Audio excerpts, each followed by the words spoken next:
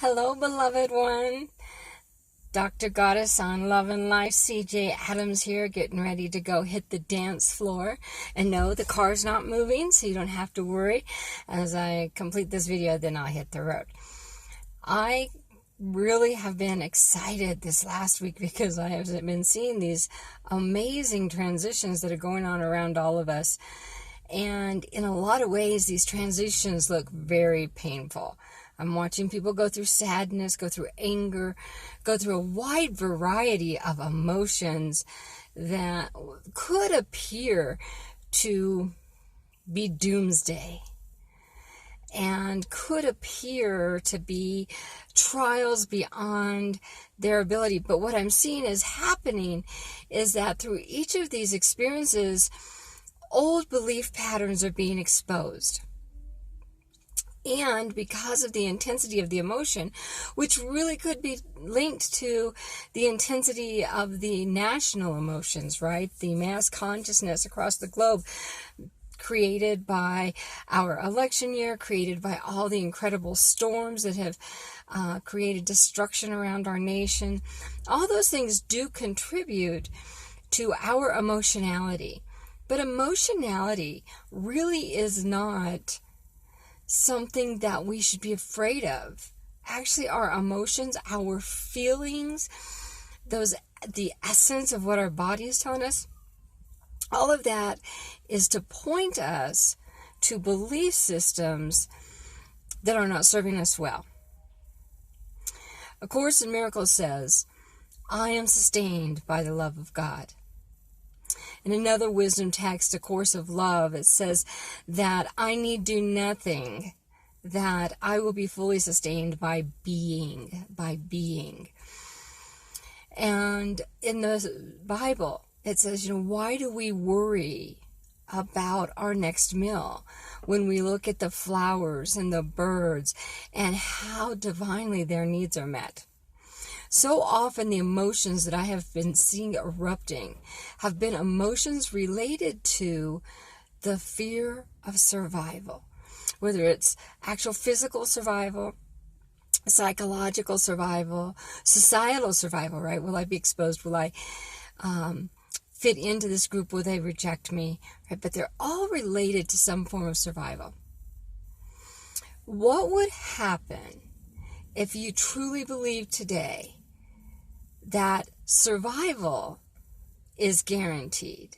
In fact, let me say that thriving is guaranteed. You can't fail at anything that is of value to you unless you have a belief system that's in the way. Over the summer, I spent a lot of time wandering streets. I've been in 12 different states over the course of the last several months, and I met with homeless people everywhere. And what I learned, for example, is that poverty is a mindset.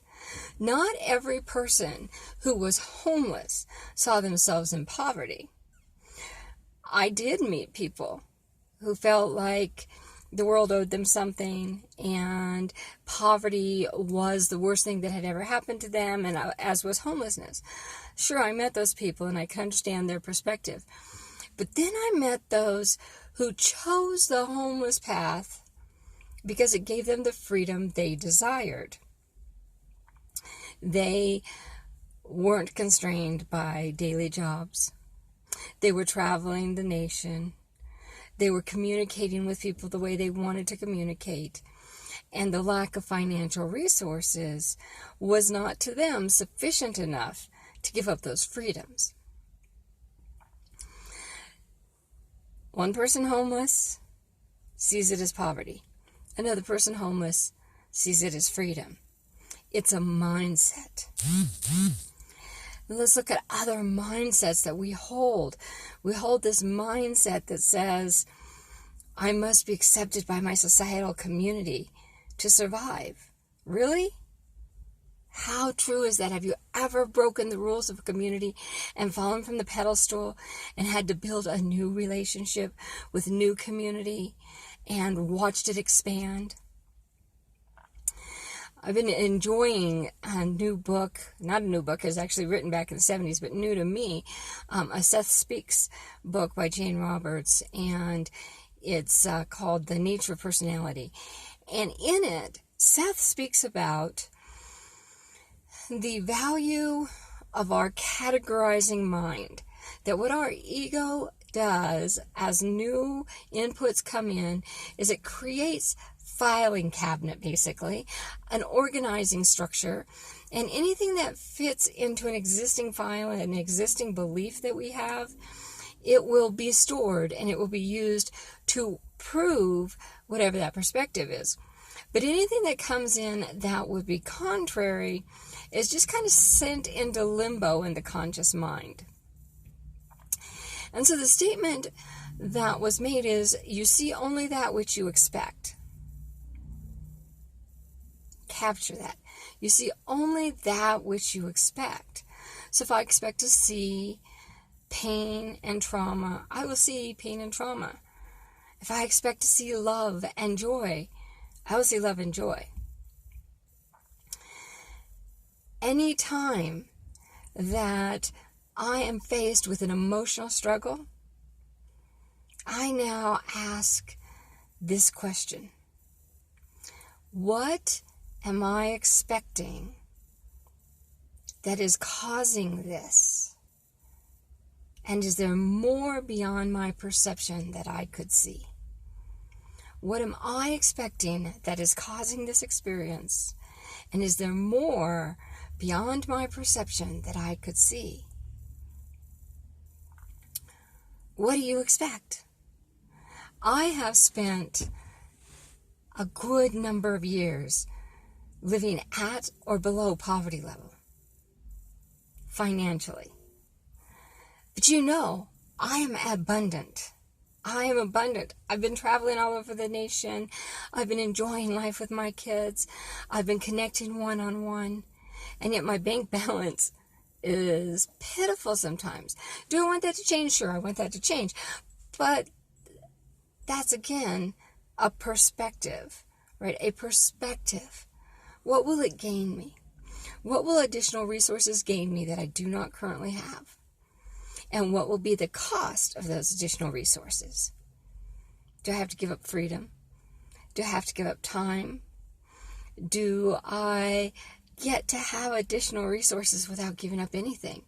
See, maybe that's an expectation I have, is that the only way to earn money is to earn it the hard way. Well, we all know that's not the case. That's not the only way. So I am opening today to this. I am willing to see that which is outside my expectation zone. I am willing to explore that which is outside my belief comfort zone. And what I know is that that's going to bring me a whole new reality. I invite you to explore whether or not some of the pains and traumas in your own life right now are because you've bought into a belief, and so your egoic mind is not allowing you to see the evidence to the contrary. You are not ever in a place where you are unsustainable. You may not be sustained the way you desire, but you are sustained. It's a mindset. Think about it. All right, my darlings, I love you. Whatever emotion you're feeling today, feel it. However your body is feeling today, embrace it. Get in there, get deep, and feel what it has to say for you. And above all else, know that it is the perfect moment, the perfect opportunity for you to discover your magnificence, for you to awaken to how wonderful and amazing you are. Get out there and celebrate your magnificence. Remember, we are one, and I love you. And now it's dance time. Ciao.